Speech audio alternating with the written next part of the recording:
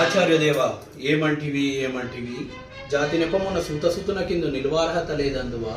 ఎంత మాట. ఇది క్షేత్ర పరీక్షయే గాని క్షేత్రీయ పరీక్ష కాదు కాకూడదు. ఇది కుల పరీక్ష అందువా.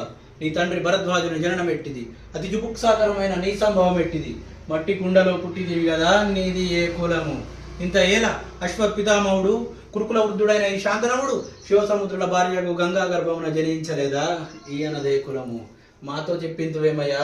మా వంశమునకు మూల పురుషుడైన వశిష్ఠుడు దేవవేశ్యకు ఉరసి పుత్రుడు కాడా.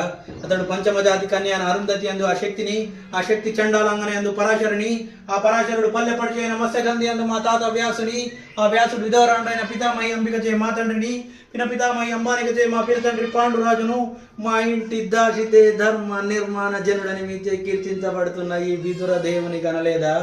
సందర్భావసరములను బట్టి క్షేత్రబీజ ప్రాధాన్యముతో సంకరమైన మా గురువంశము ఏనాడో కులహీనమైనది కాగా నేడు కులము అంటూ ఈ వ్యర్థవాదం ఎందులకు. ఓహో, రాచరికమా అర్హతను నిర్ణయించినది.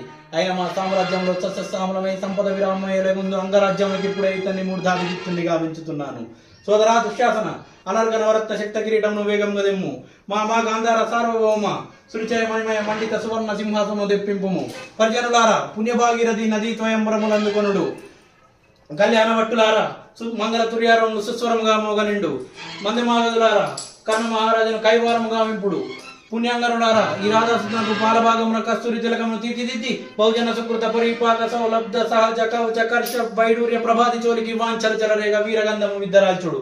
నేను సకల జన సమక్షమున పణిత పర్షన్ మధ్యమున సర్వదా సహస్రద ఈ కుల కలంక మహాపంకిలమును శాశ్వతముగా ప్రక్షాళన గావించెదను.